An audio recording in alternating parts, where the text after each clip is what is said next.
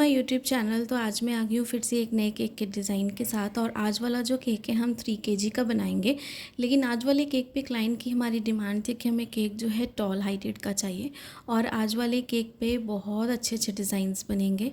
और बारिश का ही टाइम है और ये मैंने पहले से ही रिकॉर्डिंग करी थी। ये मुझे ऑर्डर बारिश वाले टाइम पे ही आया था।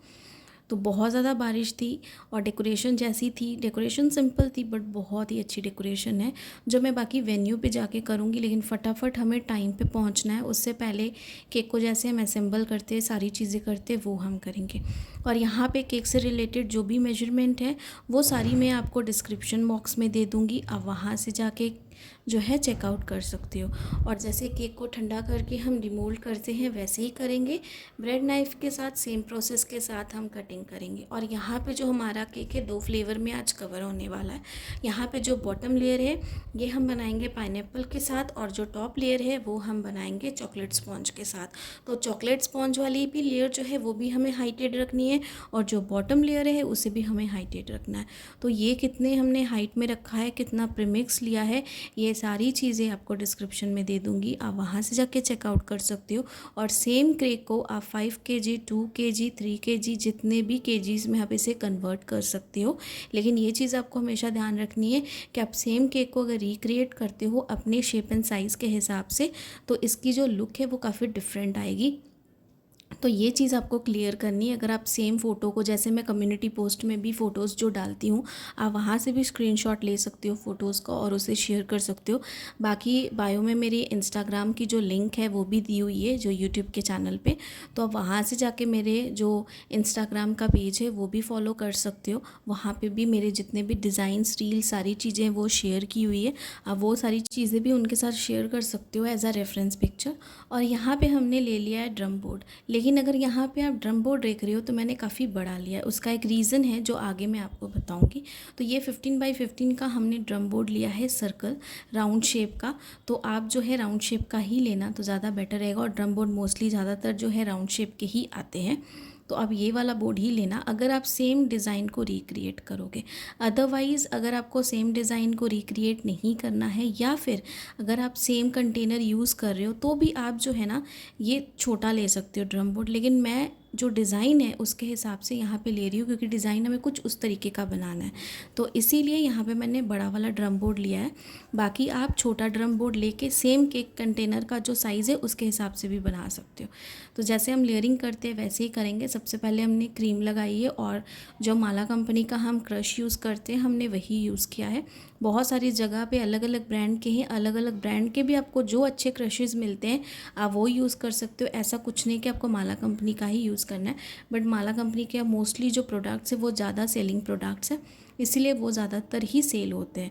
तो बस 1 बाय 1 जैसे लेयरिंग करते हैं वैसे करेंगे। और यहाँ पे जैसे हम बॉटम लेयर की लेयरिंग कर रहे हैं ना पाइनएप्पल क्रश के साथ और क्रीम के साथ, सेम तरीके से हम टॉप वाली सरफेस की भी लेयरिंग करेंगे। चॉकलेट स्पॉन्ज हमारा केक है जिसकी वीडियो मैं शॉर्ट में आपको जो शॉर्ट चैनल है वहाँ पे अपलोड कर दूँगी, आप वहाँ से चेक कर सकते हो कि टॉप वाली सरफेस की लेयरिंग मैंने कैसे की है। बाकी केक को बॉटम लेयर पे कैसे शिफ्ट करना है वो मैं आपको आगे दिखाऊंगी इस लॉन्ग वीडियो में ही। जो बाकी सारा प्रोसेस है उसे हम सेम तरीके से रिपीट करते जाएंगे। और जैसे आप सब कहते हो कि मैम हमारा केक अच्छी शेप एंड साइज़ का नहीं बनता है, 2 टियर केक भी अच्छा शेप एंड साइज़ का नहीं बनता है, तो आप ये वाली वीडियो देखो। और भी मेरे चैनल पे बहुत सारी वीडियोज़ है जिसमें मैंने 2 टियर केक को कैसे बनाना है वो भी दिखाया है पूरा फुल डिटेल के साथ। साथ में मैंने ये भी दिखाया कि लेयर पे जो हम टॉप लेयर है उसे किस तरीके से शिफ्ट करें, वुडन डावल या प्लास्टिक डावल के साथ कैसे फिक्स करें, मैंने सारी चीज़ें की है। तो आप प्लीज़ पहले की भी वीडियोस देखो जिसमें बहुत सारी चीज़ें हैं। बाकी रिसेंटली तो मैं जो नई वीडियोस बनाती हूँ वो तो आपके साथ शेयर करती ही हूँ। बस लेयरिंग पार्ट 1-2 मैं एडिट कर देती हूँ क्योंकि लेयरिंग का प्रोसेस सेम रहता है। अगर कुछ अलग होता है तो फिर मैं आपको पूरा फुल दिखाती हूँ। तो यहाँ पर लेयरिंग हमने अच्छे से कर ली और अच्छी इसकी हाइट हो गई है। ड्रम बोर्ड को अच्छे से हम साफ़ कर लेंगे ताकि जितने भी ब्रेड क्रम्स जो भी गिरे हुए हैं जो बोर्ड पे वो एकदम अच्छे से साफ़ हो जाए और क्रीम लगाने में कोई भी प्रॉब्लम ना हो। तो यहाँ पे लेयरिंग अगर आप देख रहे हो कितने अच्छे से हुई है। इतना बड़ा केक है हमारा, फिर भी इसमें लेयरिंग इतने अच्छे से हुई क्योंकि इसकी कटिंग हमने अच्छे से की है। क्रीम को हमने इक्वली लगाया है, यानी कि क्रीम लगाने के बाद क्रीम को जब हम पहले स्प्रेड करते हैं ना, वो अच्छे से इवनली करते हैं, उसके बाद हम क्रशेस लगाते हैं। कई लोग ऐसा करते हैं कि क्रीम के ऊपर ही क्रश डाल देते हैं और दोनों को एक साथ मिक्स करते हैं। आप वो भी कर सकते हो, लेकिन क्रीम को अच्छे से इवनली आप लगाओ ताकि सारी लेयर्स इवनली हो। तो यहाँ पे 2 हम प्लास्टिक डावल लगा देंगे क्योंकि केक की हमारी अच्छी खासी हाइट है, तो दोनों साइड पे इस तरीके से लगा देंगे ताकि केक जो है हमारा एकदम अच्छे से फिक्स रहे, कहीं पर भी डैमेज ना हो। और इस केक को मुझे खुद लेके जाना था वेन्यू तक, इसीलिए सारी चीज़ों को भी प्रिकॉशंस हमें रखनी पड़ती है क्योंकि हमें गाड़ी से, कार से नहीं जाना है, क्योंकि कार में जो जर्किंग है ना वो कम होती है। लेकिन आप किसी और व्हीकल में जाते हो ना, किसी में भी, तो उसमें थोड़ी सी जर्किंग ज़्यादा होती है, इसलिए मैं कोई डैमेज नहीं चाहती थी। बाकी यहाँ पे आउटर सरफेस पे अच्छे से हमने वाइट क्रीम लगानी है।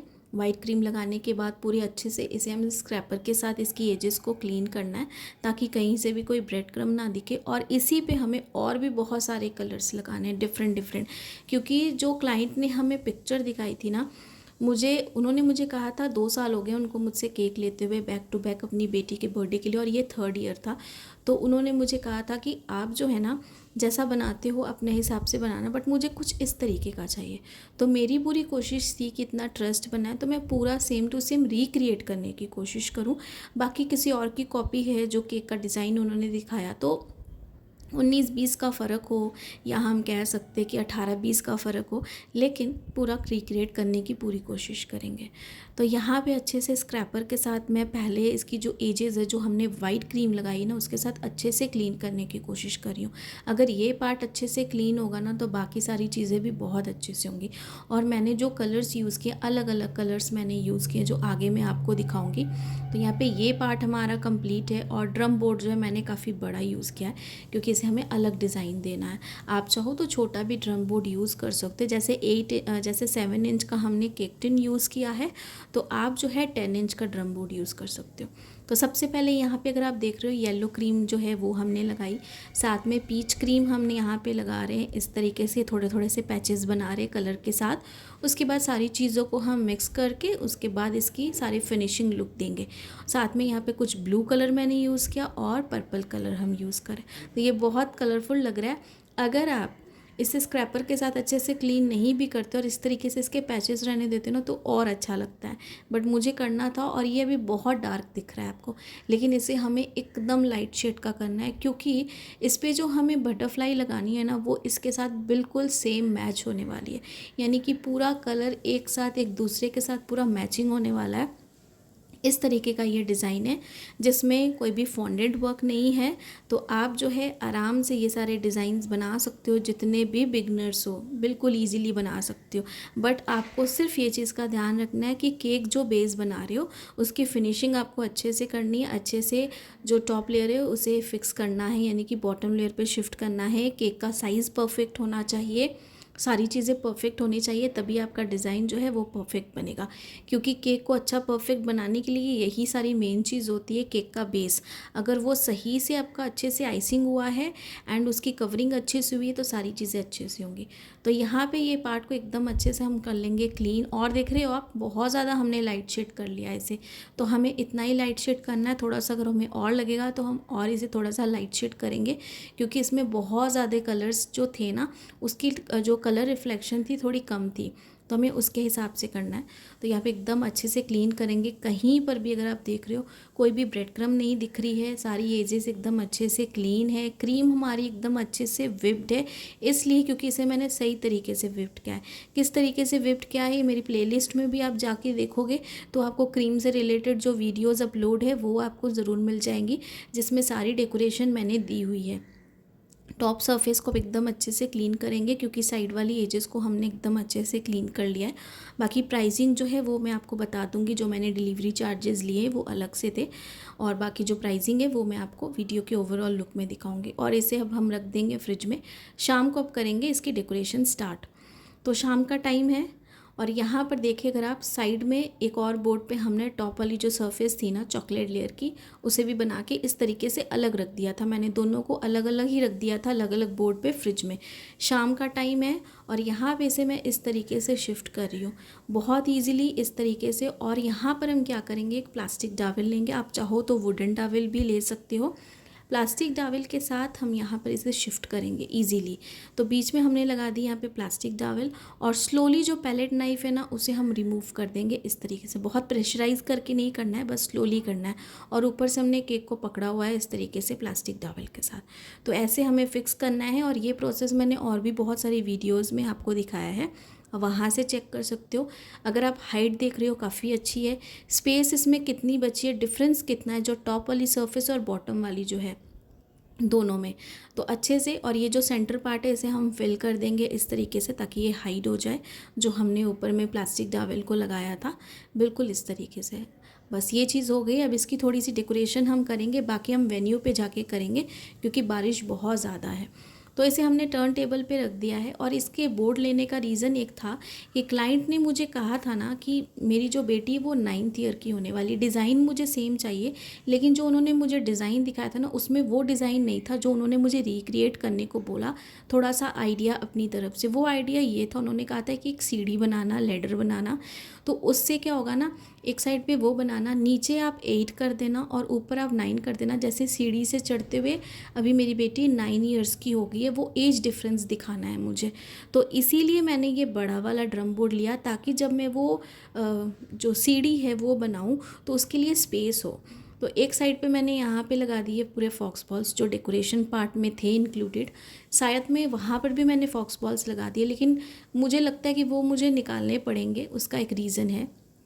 यहाँ पे जो है मैंने लगा दिया ये जो बर्थडे टॉपर है। और केक हमारा इतने अच्छे से फिक्स था ना कि ये जैसे स्लिप हुआ ना केक टॉपर, तो क्रीम भी बिल्कुल ख़राब नहीं हुई, इतने अच्छे से फिक्स थी। तो एकदम अच्छे से यहाँ पे इसे फ्रंट पे लगा देंगे हम। और जो साइड में ये दूसरे साइड पे मैंने बॉल्स लगाए ना फॉक्स बॉल्स, इसे मुझे लगता है निकालना पड़ेगा क्योंकि पहले हम देख लेंगे अच्छे से सारी चीज़ों को, अगर मुझे ज़रूरत पड़ी तो निकाल देंगे। ये मेरे पास रेनबो वाला अच्छा सा काफ़ी अच्छा टॉपर था जो नॉन एडिबल है और अच्छी एक क्वालिटी का बना हुआ है। तो ये देखिए ये सीढ़ी मैंने बनाई थी ये स्टिक्स के साथ। तो इस तरीके से ना इसे मैं लगा के देख रही थी, तो पहले ही मैंने यहाँ पे फॉक्स बॉल्स लगा दिए थे, तो इसे मैं हटा दूँगी और ये सीढ़ी को हमें इस तरीके से लगाना है। तो जो मैं सारी चीज़ें वेन्यू पे जाके करूँगी क्योंकि टाइम से पहुँचना है, बारिश बहुत ज़्यादा है और ये सारी चीज़ें अभी यहाँ पे करूँगी तो ख़राब होने के बहुत चांसेस है। तो सीधा वेन्यू पे चलते हैं हम। तो ये वेन्यू पे आ गए हम और ये सारी डेकोरेशन मैंने की थी और यहाँ पे थोड़ा सा मैंने एडिबल पेंट कर दिया था ये सीढ़ी पे। यहाँ पे मैंने 8 लगाया और ऊपर में मैंने 9 लगाया इस तरीके से। और ये बटरफ्लाई सारी चीज़ें अगर आप देख रहे हो पूरी मैच हो गई हैं। फॉक्स बॉल्स को थोड़ा सा मैंने आगे कर दिया क्योंकि उस साइड पर हमने ये सीढ़ी वाला पैटर्न बनाया था। और ये पूरी ओवरऑल लुक है हमारे केक की। तो डेकोरेशन काफ़ी इजी थी लेकिन सही सिस्टमेटिक तरीके के साथ हमने सारी चीज़ों को अरेंज किया है। और आप डेकोरेशन देख रहे हो तो आपको ज़रूर समझ में आ गई होगी कि डेकोरेशन किस तरीके से की है। बस इस तरीके से डेकोरेशन भी करिएगा, सारा जो केक का शेप, साइज़, हाइट है, सारी चीज़ों को इस तरीके से ही रखिएगा। का केक जो है एकदम परफेक्ट इस तरीके से ही बनेगा। और इस केक का जो प्राइस था 3 kg का हमारा केक था, सारे जो चार्जेस थे, डेकोरेशन थी, ये सारी चीज़ें लेके मैंने 2500 लिया था। आप अपनी जगह के हिसाब से ज़्यादा कम जैसा है वैसा चार्ज कर सकते हो। बाकी आई होप कि आज की केक वीडियो आप सबको पसंद आई होगी, तो like, share and subscribe. Thanks for watching.